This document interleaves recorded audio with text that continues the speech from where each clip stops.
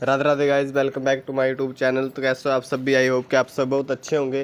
तो दोस्तों, आज की वीडियो में हम श्रीमद् भागवत गीता के अगले वाले श्लोक पढ़ेंगे। जैसे कि हमने पिछले कल 9 और 10वां श्लोक पढ़ा था, आज हम 11 और 12 श्लोक पढ़ेंगे।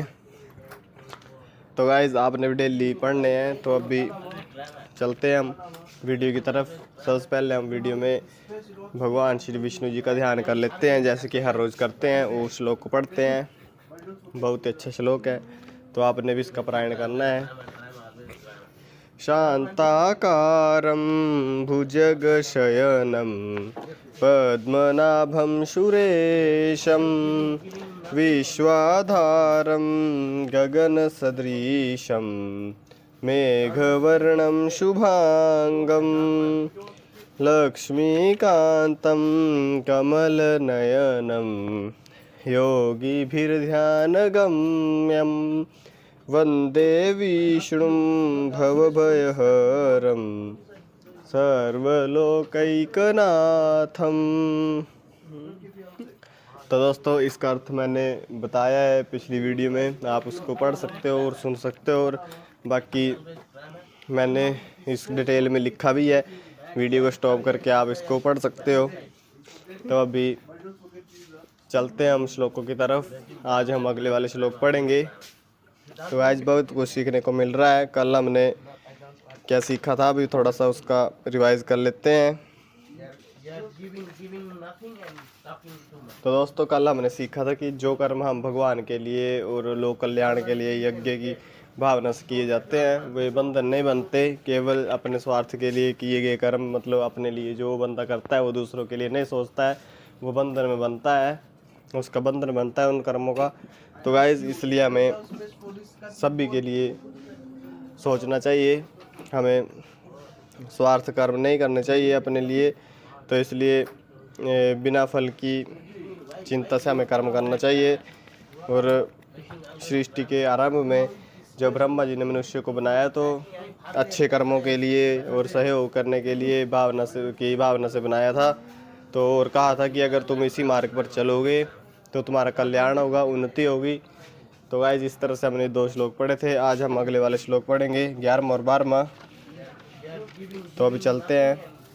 ओम श्री परमात्मने नमः। श्रीमद् भागवत गीता अथ तृतीयो अध्यायः। देवान् भावयतानेन ते देवा भावयन्तु वः परस्परं भावयन्तः श्रेयः परम वापस्यथ।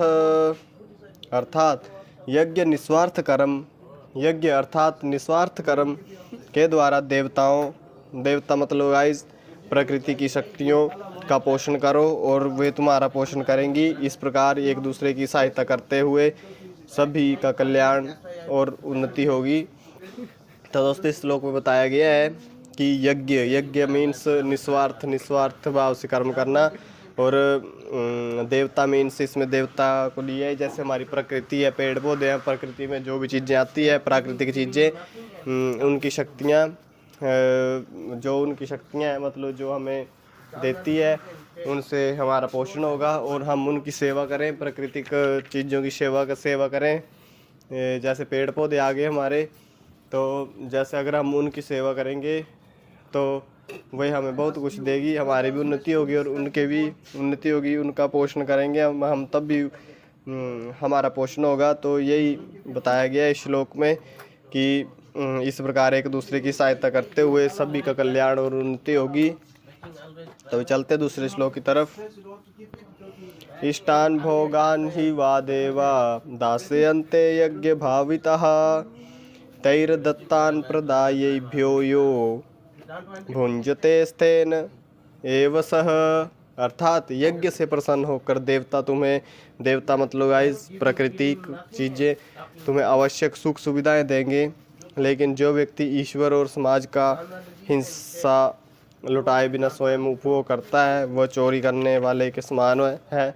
मतलब गाइस, जो भी इस श्लोक में बताया गया है कि यज्ञ से प्रसन्न होके, मतलब निस्वार्थ भाव से जो कर्म करेंगे हम, उनसे प्रसन्न होके देवता मतलब प्राकृतिक चीज़ें हैं, प्रकृति है, वे हमें सुख देगी, सुख सुविधाएं देगी जो हमारे लिए आवश्यक है। लेकिन जो व्यक्ति ईश्वर और समाज का हिस्सा, जो व्यक्ति ईश्वर मतलब गाइस यही आगे की प्राकृतिक चीज़ें और सेवा करना और दान पुण्य करना और हर किसी की हेल्प करना, इसमें यही आ जाता है। अगर जो व्यक्ति स्वयं के लिए, खुद के लिए कर्म करता है और ये चीज़ें नहीं करता है, मतलब किसी को कुछ देता नहीं है या कुछ मतलब सेवा नहीं करता है या कोई भी प्राकृतिक नुकसान करता है, तो वो एक चोरी के बराबर हो गया। मतलब ये कहा गया है इस श्लोक में, जो बिना लुटाए, बिना कुछ लुटाए, समाज का हिस्सा लुटाए बिना स्वयं उपभोग करता है, वो चोरी करने के समान है। मतलब गाइस निस्वार्थ भाव से अपना कर्म करो, प्रकृति, समाज और ईश्वर के प्रति कृतज्ञ रहो। केवल अपने लिए ही नहीं, दूसरों के लिए, दूसरों के हित के का भी ध्यान रखो। जो हमें मिला उसमें से कुछ हिस्सा सेवा में, दान में लगाना चाहिए। तो यही इसमें बताया गया इस श्लोक में कि जो भी हमें कुछ दिया प्रकृति ने या भगवान ने जो कुछ दिया है, उसका कुछ हिस्सा हमें दान पुण्य में, लोगों के हित में लगाना चाहिए, लोगों का हित करना चाहिए। तो गाइस ये श्लोक में कहा गया है। तो राधे राधे सभी को। मिलते हैं नेक्स्ट वीडियो में। अगली वीडियो में हम 13 और 14वां श्लोक पढ़ेंगे। तो देखिए कितनी अच्छी अच्छी बातें बताई गई है श्रीमद् भागवत गीता में। तो आपने भी डेली सुनना है और इसका अपने जीवन में उतारना है इन श्लोकों को, और जो इसमें बताया गया है वो समझना भी है और वैसा कर्म करने भी है। अच्छे कर्म करने चाहिए और बिना फल की चिंता के काम करो। तो बाय बाय गाइस, मिलते हैं नेक्स्ट वीडियो में।